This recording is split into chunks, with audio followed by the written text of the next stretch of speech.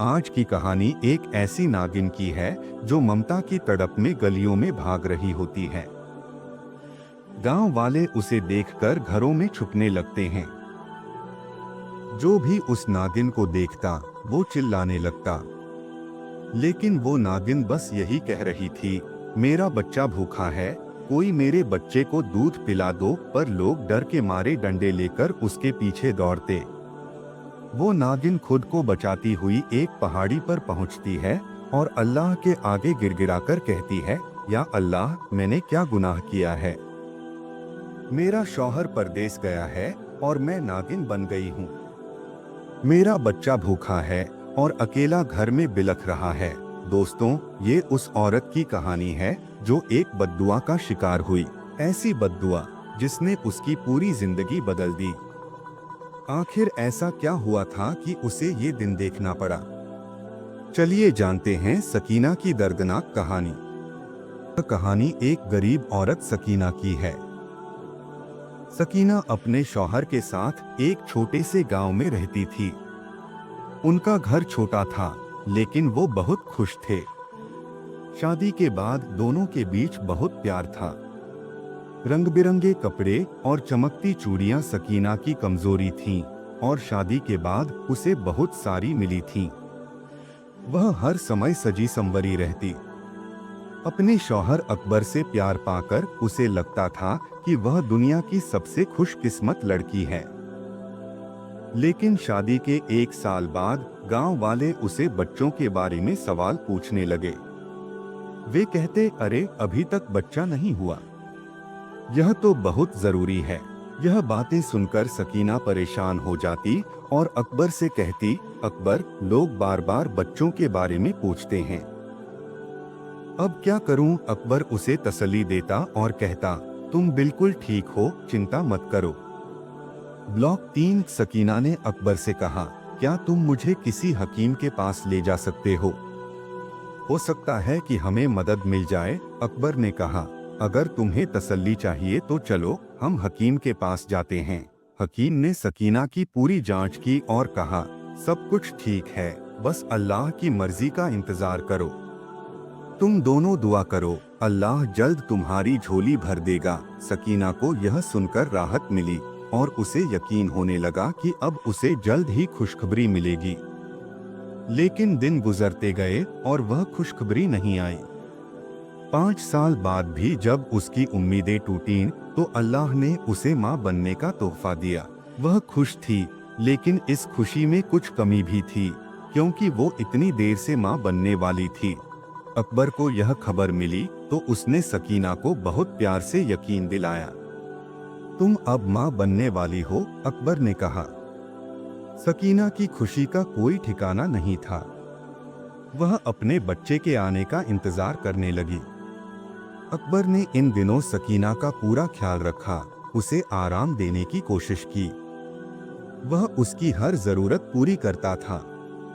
9 महीने के बाद सकीना ने एक प्यारे से बेटे को जन्म दिया। अब उसके घर में सन्नाटा नहीं था, बल्कि खुशियां बसी थीं। अकबर और सकीना दोनों अपने बेटे को देखकर बहुत खुश थे। इन खुशियों के बीच अकबर को विदेश में एक नौकरी मिल गई और वह काम के सिलसिले में बाहर जाने वाला था। अकबर ने सकीना को समझाया, मुझे अपने बेटे के भविष्य के लिए बाहर जाना पड़ेगा। सकीना ने बहुत कोशिश की, लेकिन अकबर चला गया। उस वक्त उसका बेटा 3 महीने का था।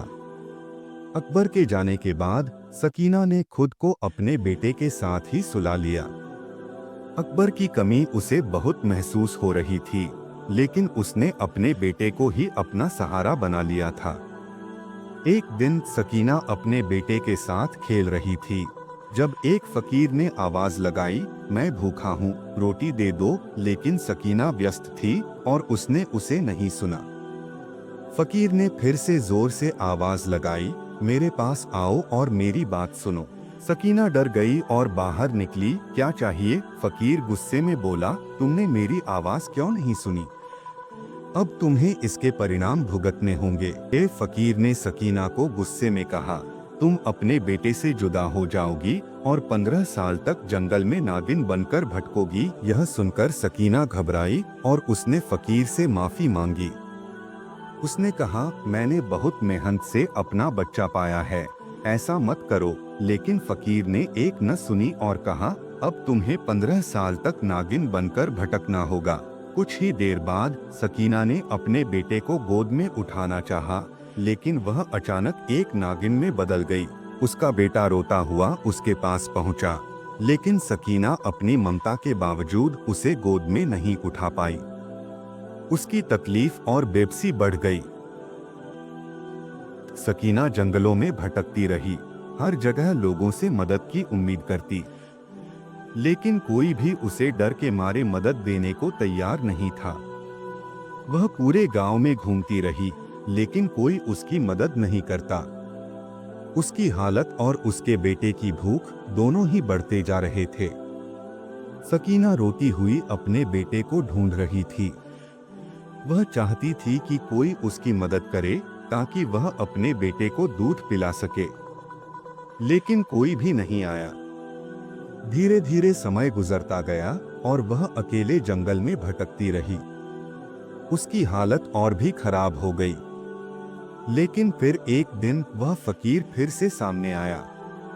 उसने कहा, अब समय आ गया है कि तुम्हारी तपस्या खत्म हो, तुम्हें अपने बेटे से मिलवाने का वक्त आ गया है। फकीर ने कहा, अब तुम अपनी ममता की तड़प को खत्म कर सकोगी। फकीर ने आगे कहा, तुम अपने बेटे से मिल सकती हो, लेकिन इसके लिए तुम्हें वह दुख सहना होगा जो तुम्हारी गलती की सजा है। सकीना को समझ में आ गया कि उसे अब अपने बेटे से मिलकर उस दुख से बाहर निकलना है। वह जमींदार की हवेली में गई और वहां अपने बेटे को देखा। उसका बेटा अब एक अच्छे घर में पल बढ़ रहा था और सकीना ने उसे अपनाया। जमींदारनी ने सकीना से कहा, तुम्हारा बेटा अब मेरी औलाद की तरह बड़ा हो रहा है, तुम उसे मुझसे मत छीनो। लेकिन सकीना ने उसे माफ कर दिया और जमींदारनी के साथ अच्छे रिश्ते बनाने का निर्णय लिया। अंत में सकीना और उसका बेटा एक साथ खुशहाल जीवन जीने लगे।